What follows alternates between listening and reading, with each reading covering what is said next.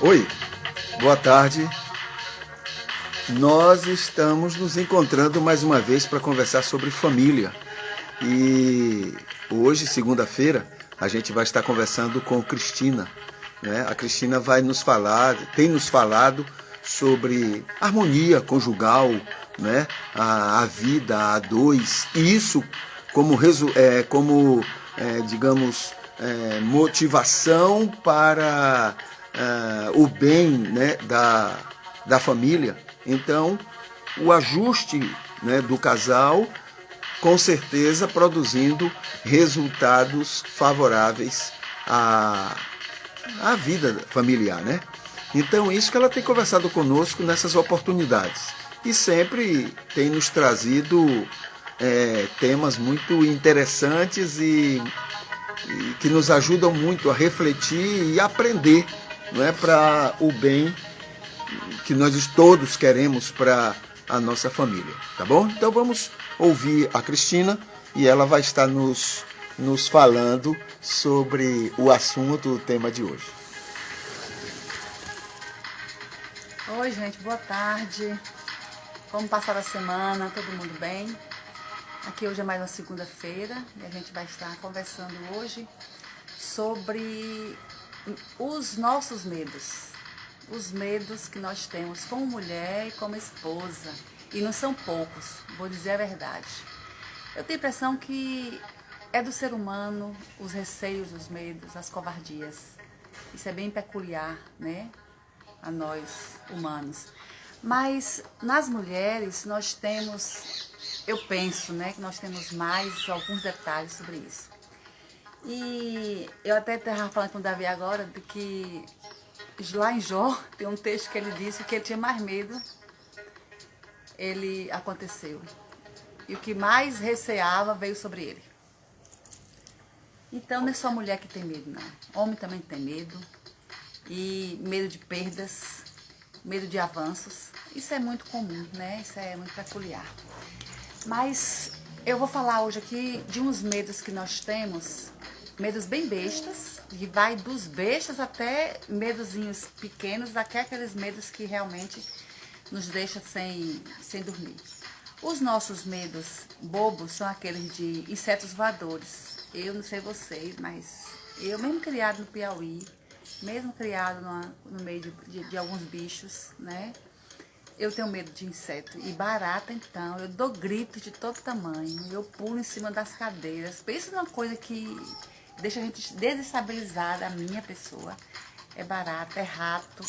Então nós temos esse medo. Medo de barata, medo de rato, medo de cobra. Medo dessas coisas que a gente não sabe lidar com afetividade. Então a gente fica com receio de onde a gente quer estar e não quer estar envolvido. Esses são os medos bobos, medos circunstanciais que nos envolvem, e é um medo até doméstico, porque rato e barata tá nas casas da gente, né? Em algumas bem mais do que em outras. E termina que muitas mulheres vencem este medo de tanto labutar com isso. Essa é a verdade. De tanto labutar com isso. Tem mulheres que já nem sentem isso. Ah, que isso é besteira. Eu tenho uma pessoa que é ligada a mim que morre de medo de lagartinha de goiaba, lagartinha dessas coisas. Às vezes vem na alface, aquela lagartinha verde. E às vezes até é bom de comer de vez em quando uma, mas elas têm medo. Então, dependendo de cada um, é o medo. Mas existe um medo, alguns medos em nós mulheres, e que nos faz, às vezes, inseguras e adoecidas. E esses medos são os medos dos parâmetros. Por exemplo, tem mulheres, e isso é muito comum, que no relacionamento de namoro e noivado, ela é bonitinha, ela é arrumada, ela tem um corpinho todo, né, bem trabalhado, e depois, e ela consegue, naquela época da juventude, na época dos encontros, dos relacionamentos, ela conseguia atrair pessoas, seduzir pessoas, não só o marido atual, o namorado, o noivo, mas outras pessoas ela chamava atenção, porque ela tinha essa formosura, tinha essa beleza. Aí vem o casamento. E no casamento você vai cuidando daquelas coisas emergentes, urgentes, e vai esquecendo dessas coisas. Porque lá, quando você tá lá, você tá querendo na conquista, você tem tempo, você é solteiro, tem tempo pra você, e você se arruma, e você se cuida, e há a vaidade natural de você atrair. E essa coisa muito perfeitamente humana, não tem nada a ver com pecado, a gente tem que esquecer esse negócio de pecado. Isso é a sedução natural feminina, da fêmea. E depois vem o casamento e aí a gente começa a mudar uma série de coisas. Primeiro, não encontrar muito tempo para poder fazer aquelas arrumações na gente. Depois, segundo, se vier a gravidez, e a gravidez quando ela vem para realmente mudar e estruturar o corpo nosso feminino para o parir, para o ter filho, e aí nós pagamos um preço muito mais alto. Eu costumo dizer que realmente Deus deve ser homem. Eu falo pro meu marido direto, porque, gente, nós mulheres menstruamos todo mês a gente sangra. Eu não mais agora, de um tempo pra cá. Mas a grande maioria, todo mês a gente sangra, é um incômodo, e vem dor de cabeça, e vem cólica, e vem vômito, e vem mal-estar, falta de ar, vem tontura, dores nas pernas, tanta coisa que vem junto nesse pacote, essa menstruação, e muitas. Tem gente que não sente nada. Depois vem a gravidez, depois vem os cuidados com a casa, e agora não mais cuidar só dela, mas cuidar do outro, do companheiro, do seu cônjuge. Então, nós temos muitos medos. O medo nosso também de não sermos aceitas, e é uma coisa incrível, porque nos é incutido uma performance. Eu não sei quem foi que botou isso, que osso demais também é bonito. Eu não sei. A mulher linda, a mulher padrão é aquela que é bem magra, que é curvilínea, que é alta, que é isso. Eu não sei, porque isso não é um perfil nosso. A gente gosta de farinha, a gente gosta de rapadura. Como é que a pessoa gosta de farinha, gosta de rapadura, gosta de doce, vai ficar com esse corpo curvilíneo o tempo todo? Não existe, né? E a comida brasileira é uma comida de feijão com arroz. Essa mistura aí engorda a gente. Mas nós temos esse medo. E esse medo, ele vem em um bojo muito grande. Lá tem um texto em João, não sei se é 1 João, 2º, 3º João, que diz que no amor não há medo. Existe. Talvez no amor divino não há medo. Jesus nos ama sem medo de errar, porque o amor dele é infinito e é misericordioso. Mas no amor não há medo, ao contrário, o perfeito amor lança fora todo medo. Não é verdade, só o perfeito amor que lança fora todo medo. Mas nós, todos os dias, temos medo de ser preteridas, deixadas para trás. Nós vivemos numa competição muito grande, é muita mulher para pouco homem. E ainda tem muito homem que não é chegado muito em mulher, não está afim e nem precisa ser bissexual, ou homossexual, ou hétero. Não, tem homens héteros que não estão muito afim disso. E aí você fica naquela questão, será que eu não estou sendo aceita? Será que eu não faço uma boa performance? E aí eu vejo Joana, que é linda, e eu vejo Maria, que é bonita, que é gostosona, e eu vejo essas coisas todas, e isso vão nos causando muito medo. E no casamento, principalmente, quando você engravida, presta atenção à bagaceira. Você tinha tudo no lugar. Aí, de repente, sua barriga, que é o grande medo da mulher, é a barriga grande. A gente morre de medo. E isso é geral. Eu estava lendo uma pesquisa de uma universidade na Pensilvânia, e ele colocando que um dos maiores medos da mulher é ficar barriguda. Mas a gente fica barriguda na época da gravidez, mas a gente não quer aquela barriga sem um argumento de que estou grávida. Nós não queremos isso. A gente, eu tô barriguda porque eu tô grávida. E aí todo mundo entende, todo mundo acolhe, todo mundo aceita, acha lindo, pega.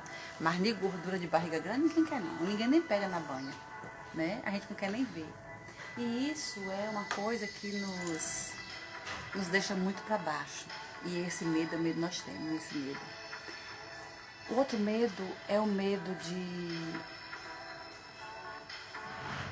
não arriscar. A gente tem medo de ousar. Muita mulher tem medo de ousar. E ainda freia o marido. Meu marido, aqui em casa, ele ousa muito em algumas coisas. E eu é que fico com o freio de mão puxado. Não, bora fazer isso não. Não dá certo esse negócio não. Para com isso. A mulher tem medo dessas coisas. Mas, às vezes, é preciso a gente arriscar. Não sei como, aonde encontrar esse medo. Eu me lembro uma das minhas gravidez, que foi Josué, tenho certeza que foi Josué, que foi aqui em Teixeira. Eu me lembro que eu tive rubéola de Josué do 3º para o 4º mês de gravidez. Então as pessoas próximas a mim, inclusive meus familiares lá em Corrente, começaram a dizer: Cristina, é melhor tirar esse menino, porque esse menino vem com... E você vai ficando com medo, você passa aquela gravidez todinha com medo do que está por vir, porque seu filho pode vir cego, seu filho pode vir surdo, porque seu filho pode vir com alguns distúrbios mentais, lá se vai, e você fica com esse medo da maternidade diferenciada. Mas a mulher, quando ela arruma, ela tem esses 9 meses para arrumar a cabeça dela. Eu me lembro de uma conversa com Davi, já acomodando, que a gente resolveu não tirar Josué. E a gente conversando, nós decidimos acolher Josué do jeito, não vamos mais tirar não vamos nem pensar nessa possibilidade. Vamos aceitar esse menino, como se ele vier cego, vamos tentar ajudar outras pessoas e fazer esse trabalho. Se ele vier surdo, nós vamos também fazer esse trabalho, porque essas eram 2 possibilidades, surdez e cegueira. E foi muito medo para mim que estava grávida. Medo não do bebê, medo do que estava por vir, medo do que as pessoas poderiam ver, como eu ia ficar fragilizada com tudo isso. Mas nessa conversa com Davi tem essas ousadias. Não, nós vamos ter esse menino sim, e nós vamos trabalhar com ele. Se ele estiver cego, nós vamos adaptar a nossa vida a isso, e ele também vai ser autônomo com relação a isso. Vamos ajudar outras pessoas que passarem por isso, e vamos assumir. E quando nós refletimos isso e assumimos essa situação, o medo acabou. Então, eu quero chamar a atenção é disso. Quando você elabora, você trabalha esse medo seu, ele vira uma fortaleza em você. Essa é uma questão. E quando tememos, nós não arriscamos uma série de coisas. Eu queria chamar a atenção, isso aqui, especialmente para um relacionamento abusivo. Tem muitas de vocês, mulheres, eu nunca tive esse relacionamento, graças a Deus, mas não quer dizer que é porque eu sou melhor do que ninguém, não. É porque nas escolhas que a gente faz da vida, as pessoas apresentam aquilo que querem que vocês vejam. Nós somos assim. Infelizmente, o ser humano é assim. Nós gostamos de mostrar o nosso lado bom, o nosso lado positivo. Não gostamos de mostrar isso. A gente não gosta de mostrar nossas fraquezas. E quando estamos na época do namoro, nós mostramos para o nosso cônjuge, ou nosso namorado, aquilo bonito que está em nós. Então a gente é educado, a gente é cavalheiro, a gente tem medo de comer, a gente fica com vergonha de comer para não mostrar que come demais, a gente fica cheio de dedos. Isso é muito natural. É uma aparência de querer conquistar, de querer pegar. E nessas arrumações de arriscar, às vezes nós erramos nosso encontro escolhemos a pessoa para estar conosco que é doente. E tem gente que abre mão da liberdade por medo. Tem gente que vive um casamento a vida inteira ruim. Eu estou falando, vamos supor, de 0 a 10, um casamento de 5, um casamento de 4,5, que para mim é ruim. Não é aprovado um casamento desse. Quando você tem um casamento de média 6, 7, 8, 9, 10, você tem um casamento bom.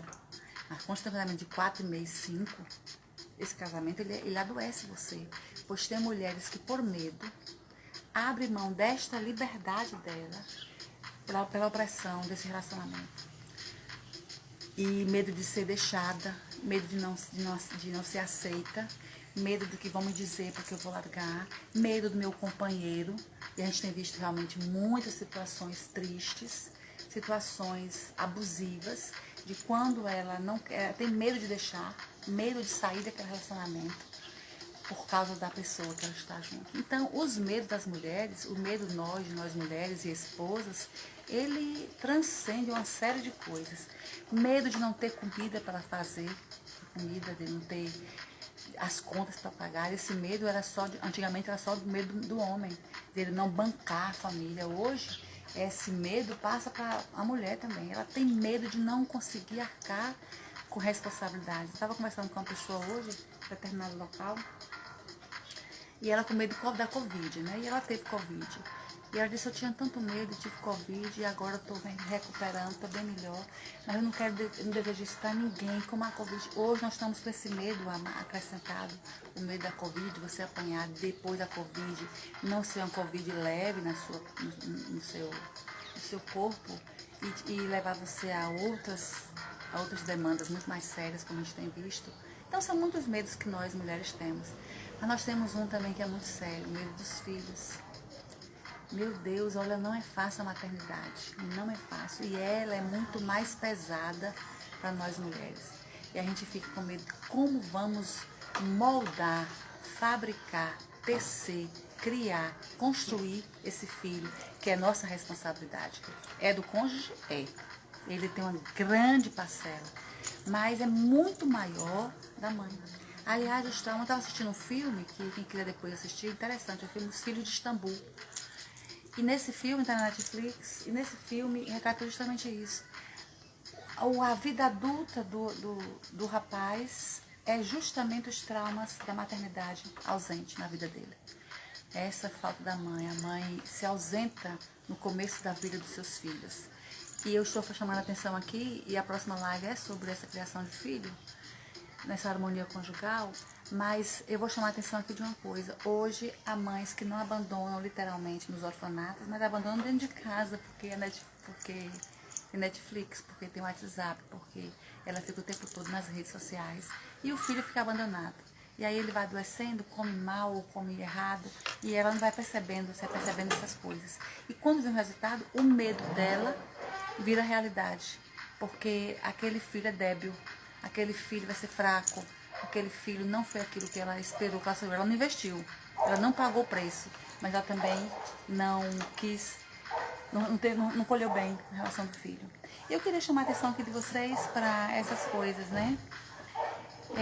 Convido você nesse momento a trocar o medo, a trocar o seu medo das coisas pela percepção do que você pode fazer. Eu citei o exemplo aqui meu, com relação à gravidez de Josué, a possibilidade de Josué vir cego, surdo, mas a possibilidade da percepção de que você poderia acomodar seu medo, trabalhar isso em você, em cima de uma conversa, em cima de uma arrumação do seu raciocínio. E o grande medo nosso é porque às vezes a gente não para refletir esse medo.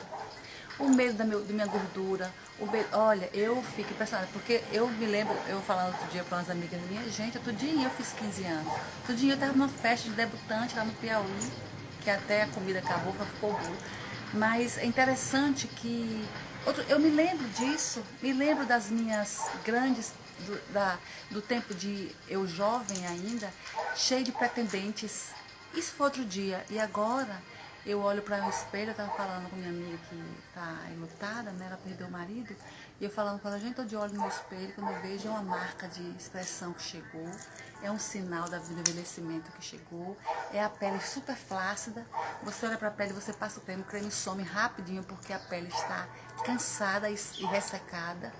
Esses medos em nós, mulheres, é muito comum, é muito triste, porque você tinha uma performance e de repente você está vendo que você não consegue mais ter aquilo tudo.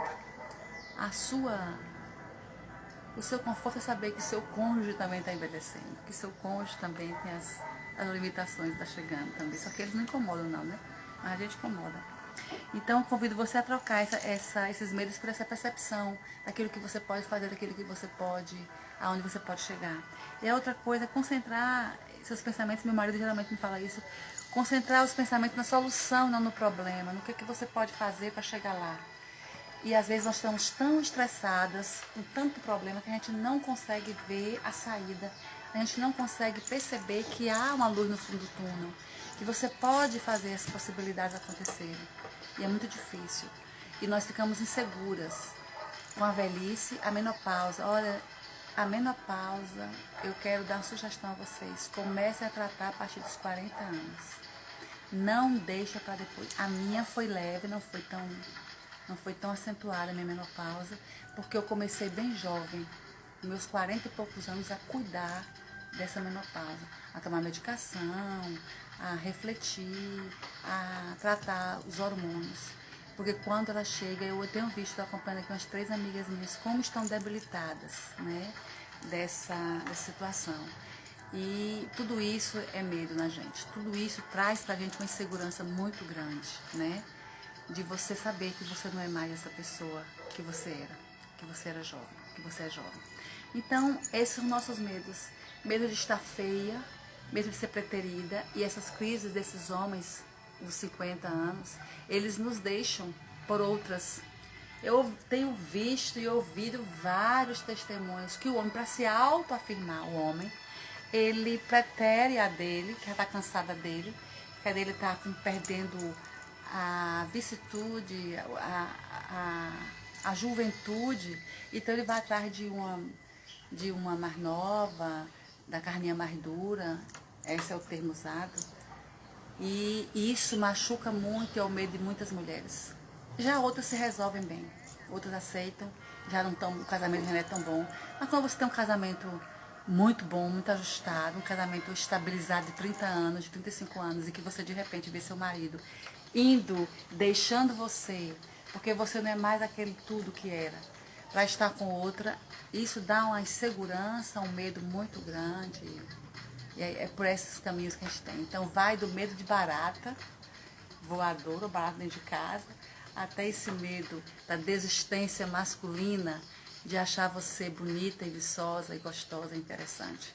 Essa é a verdade. No casamento, nessa reflexão.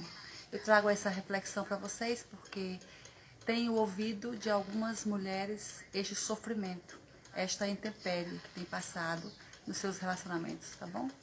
E fica aqui aguardando a sua contribuição e também até sua colocação, que quem sabe você também passou por isso e você não cuidou disso e paga seu preço hoje do seu jeito, em função disso. Então estou aqui para ajudar e como a gente pode sair dessa situação sem nenhum problema, tá bom?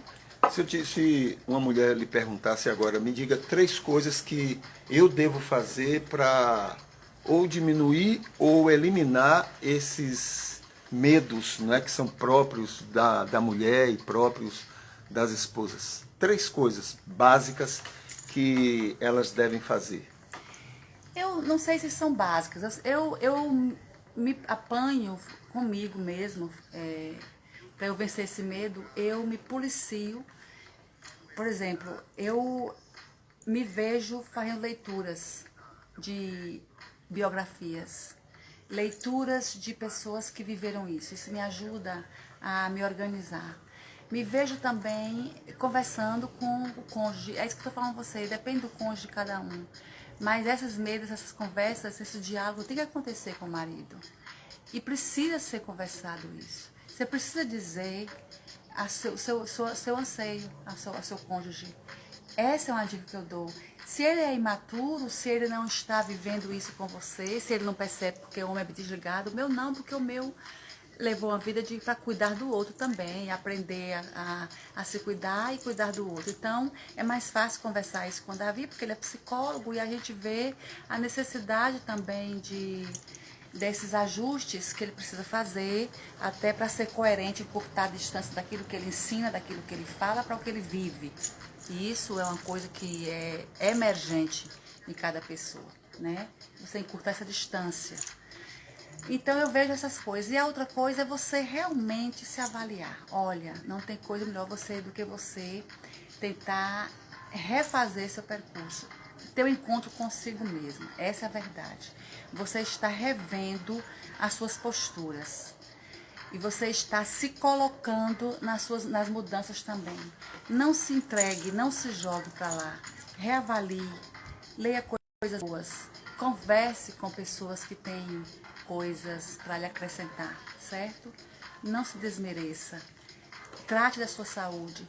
Coma bem. Olha, deixa eu dizer uma coisa para você aqui.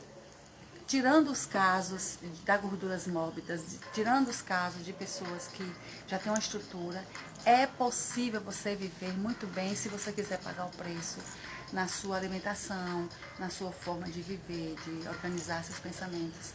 Eu passei outro dia por um estresse muito grande e aí meu cabelo caiu muito. Logo eu comecei a fazer leituras e releituras de mim mesma. Por que meu cabelo está caindo tanto? Aí eu fui ler sobre isso.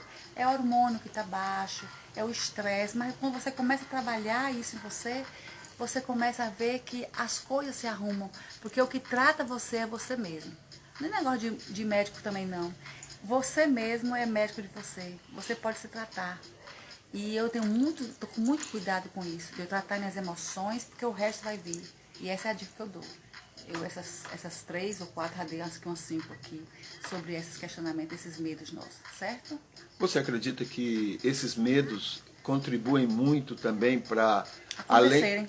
mas além da reafirmação que o homem, como você mencionou, que o homem precisa, que o homem acha que precisa e termina indo em busca de outras pessoas, você acredita que esses medos, esses receios da mulher, da esposa, muitas vezes cria situações para que ele Empurre ele para fazer isso. para que ele empurre ele para isso? Essa é uma realidade. Aquilo que eu tenho medo, eu atraio. Infelizmente, isso acontece. É como diz Jó. Aquilo que eu não queria aconteceu comigo. Os meus receios chegaram para mim. Por quê? Você fica com tanto medo de ousar. Olha, aqui vai até uma coisa sobre sexo. Eu sei que nós mulheres, quando somos bem trabalhadas, nós rompemos com muitos tabus. Mas há mulheres que elas são desligadas disso, sexo, até porque é do nosso perfil. A gente não é muito ligado a isso.